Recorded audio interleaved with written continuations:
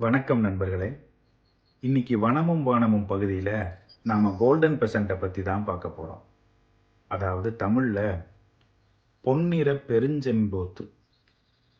வாங்க இந்த அழகான பறவையை பற்றி இன்னைக்கு வனமும் வானமும் பகுதியில் நிறைய தெரிஞ்சுக்கலாம். என்ன ஒரு கண்ணை பறிக்கிற வண்ணம்னு பாருங்க. உலகின் வித்தியாசமான மற்றும் அழகான பறவைகளில் கோல்டன் பெசண்ட்டுக்குன்னு தனி இடமே இருக்குங்க.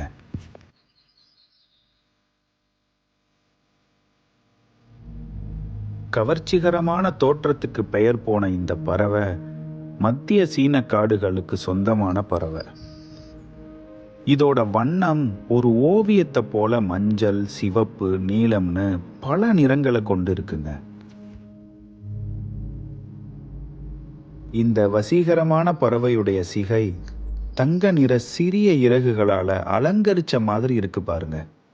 இதுக்கெல்லாம் சிறப்பு சேர்க்கிற மாதிரி இவற்றோட நீண்ட வாலும் கூர்மையான கண்ணும் இருக்குங்க.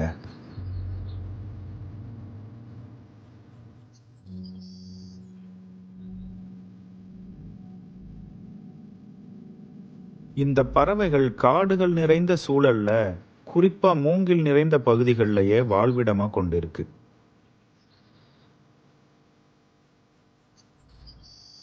அவை அடர்த்தியான வனப்பகுதிகளையே பெரும்பாலும் விரும்புது. முதன்மையா சீனாவிலேயே காணப்பட்டாலும் அவை பல்வேறு நாடுகள்லையும் அறிமுகப்படுத்தப்பட்டு பல நாடுகள்ல இன்னைக்கு காணப்படுது.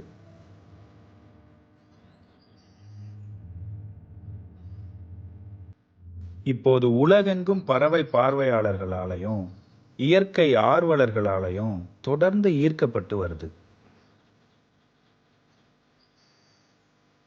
கோல்டன் பெசண்ட்டுகள் மிகவும் குறிப்பிடத்தக்கதா ஆக்கியது ஆண் பறவைகளுடைய தோற்றம் தாங்க.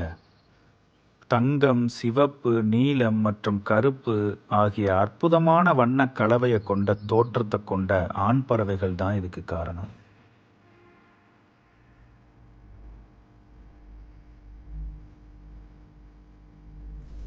ஆண் பறவைகள் பெண் பறவைகளை விட பெரியதாகவும் மற்றும் வண்ணமயமாகவும் இருக்குங்க. இவற்றின் நீண்ட வால்கள் கிட்டத்தட்ட 3 அடி வரை வளரும்னா ஆச்சரியமா இருக்குல்ல.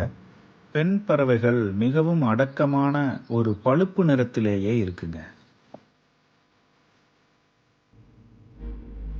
இந்த பறவைகள் கல்லிஃபார்மிஸ் வகையை சேர்ந்த பறவைகள்.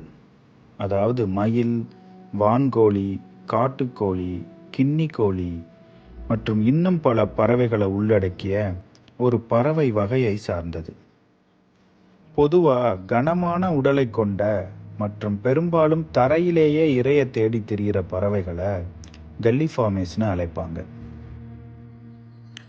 இவை பொதுவா விடியற் காலையிலையும் மற்றும் அந்தி வேளையிலையும் ரொம்ப சுறுசுறுப்பா இருக்கும். விதைகள், சிறிய பழங்கள் மற்றும் பூச்சிகளை உணவா உட்கொள்ளும். இனப்பெருக்க காலத்துல ஆண் பறவைகள் தங்கள் இறகுகளை கொப்பளிச்சு ஒரு வித்தியாசமான நடனத்தை ஆடி துணையை ஈர்க்குது. இந்த பறவைகள் 1 to 1.5 கிலோ எடை வரை இருக்கக்கூடியது. மேலும் காட்டுல 3 to 5 ஆண்டுகள் வரையிலையும் வாழக்கூடியது. ஆனா பராமரிக்கப்பட்ட இடங்கள்ல 10 ஆண்டுகள் வரைக்கும் கூட வாழ்ந்திருக்கு. பெண் கோல்டன் பெசண்ட்டுகள் பொதுவாக 6 to 12 முட்டைகளை இடும். இந்த முட்டைகள் குஞ்சு பொரிப்பதற்கு தோராயமாக 22 to 23 நாட்கள் வரை அடைகாக்கும். பல கலாச்சாரங்களில் கோல்டன் பெசண்ட் நல்ல அதிர்ஷ்டத்தையும் செழிப்பையும் குறிக்கிறதா நம்பப்படுது. இவற்றோட துடிப்பான நிறங்கள் மற்றும் அரச தோற்றம், கலைப்படைப்புகள், ஜவுளி மற்றும் கட்டிடக்கலை ஆகியவற்றில் குறிப்பாக ஆசிய கலாச்சாரங்களில் அதிகமான தாக்கத்தை ஏற்படுத்தியிருக்கு. குறிப்பாக பண்டைய பல சீன ஓவியங்களில் இவற்றை பார்க்கலாம். 7ஆம் நூற்றாண்டு தாங் வம்ச காலத்தை சேர்ந்த ஓவியமே இந்த பறவைக்கான பழமையான ஓவியமாக கருதப்படுது. இதைத் தொடர்ந்து சாங் மற்றும் சிங் அரச வம்ச கால ஓவியங்கள்லையும் அதிகமாக கோல்டன் பெசண்ட்டை பார்க்க முடியுது. இதில் குறிப்பாக சிங் வம்ச கால ஓவியம் ரொம்பவே பிரசித்தி பெற்றது. இதுக்கு காரணம் இது பட்டு துணியில் அழகான வண்ணங்களை கொண்டு தீட்டப்பட்ட ஓவியம். இந்த ஓவியத்தை ஒரு தபால் தலையாக தாய்வான் அஞ்சல் துறை வெளியிட்டிருக்காங்க. 2015 வெளிவந்த இந்த தபால் தலை நிஜமாவே பட்டு துணியிலேயே அச்சிடப்பட்டது.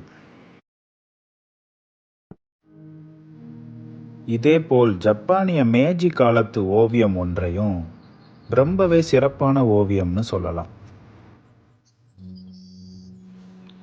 China, Taiwan, Mongolia, Russia, Korea, Cuba, Pakistan, Romania, Thailand, Vietnam, Laos, Colombia மற்றும் இன்னும் பல நாடுகள் கோல்டன் பெசண்ட்டுக்கு தபால் தலைகளை வெளியிட்டிருக்காங்க. ஒரு மகிழ்ச்சியான விஷயம் என்னன்னா, இந்த பறவை இனம் IUCN பட்டியலின்படி கவலை குறைந்த இனம், அதாவது லீஸ்ட் கன்சர்ன் வகைப்படுத்தப்பட்டிருக்கு. கோல்டன் பெசண்ட்டை பற்றி தெரிஞ்சுக்கிட்டதில் உங்களை போலவே நானும் மகிழ்ச்சியாக இருக்கேங்க. இயற்கையோட அதிசயமான இந்த அற்புதமான உயிரினங்களை பாதுகாக்கிறதுல நமக்கு இருக்கிற பொறுப்பை இவன் நமக்கு நினைவூட்டிக்கிட்டே இருக்கு. இயற்கை தந்த நம்ம உலகோட அழகை தொடர்ந்து பாராட்டி பாதுகாப்போம். மீண்டும் வனமும் வானமும் பகுதியில் வேறு ஒரு உயிரினத்தோட உங்களை சந்திக்கிறேன்.